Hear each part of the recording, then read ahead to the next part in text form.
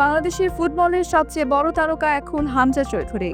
আক্রমণ থেকে রক্ষণ, মাঠের প্রতিটা জায়গায় সমান বিচরণ তার।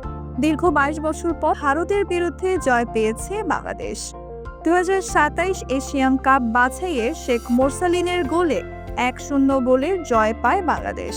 স্টেডিয়ামে উপচে পড়া দর্শক সহ বাংলাদেশকে আনন্দের সাগরে ভাসিয়ে পাওয়া এই জয়ে বরাবরের মতোই গুরুত্বপূর্ণ ভূমিকা রেখেছেন হামজা। ফাঁকা পোস্টে ভারতীয় দলের একজনের শট হেড করে সরিয়ে দিয়ে নিশ্চিত গোল থেকে বাঁচান দলকে। বাংলাদেশে যে নতুন করে আবারও ফুটবল নিয়ে উন্মাদনার সৃষ্টি হয়েছে, এর পেছনে ভূমিকা রেখেছেন হামজা, সমিত, মোরসালিনের মতো তারকারা।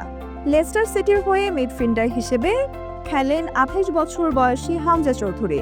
বিশ্বের সবচেয়ে প্রতিদ্বন্দ্বিতাপূর্ণ লিগের খেলাটাই হামজার সক্ষমতা সম্পর্কে ধারণা দেয়।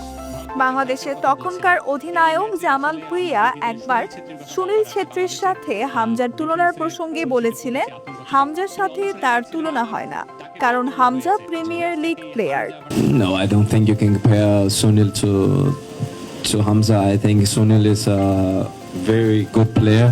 He's done a tremendous job for his country. But let's be honest, Hamza is a Premier League player. 2024 সালের 19 ডিসেম্বর বাংলাদেশের হয়ে খেলার আনুষ্ঠানিক অনুমতি পান বাংলাদেশি বংশোদ্ভূত যুক্তরাজ্যে প্রবাসী ফুটবলার হামজা দেওয়ান চৌধুরী। লেস্টার সিটির সঙ্গে হামজা চৌধুরীর আরও 2 বছরের চুক্তি আছে। ইংল্যান্ডের বয়সভিত্তিক জাতীয় দলেও খেলেছেন হামজা। হামজার মা রাফিয়া চৌধুরী ও বাবা দেওয়ান গোলাম মোর্শেদ চৌধুরী জন্ম ব্রিটেনে হলেও হামজার মা বাবা বাংলাদেশি। হামজার মা বাবার বাড়ি সিলেট বিভাগের হবিগঞ্জ জেলার বাকুবল উপজেলার স্নানঘাট গ্রামে। 2020-21 মৌসুমে ইংলিশ ক্লাবে লেস্টারের হয়ে এফএ কাপ জিতেছিলেন হামজা। চলতি বছরের 25শে মার্চ শিলংয়ে ভারতের বিপক্ষে বাংলাদেশের জার্সিতে প্রথম ম্যাচ খেলেন হামজা। 4 জুন ভুটানের বিপক্ষে ঢাকায় প্রীতি ম্যাচে হামজা বাংলাদেশের হয়ে প্রথম গোল করেন।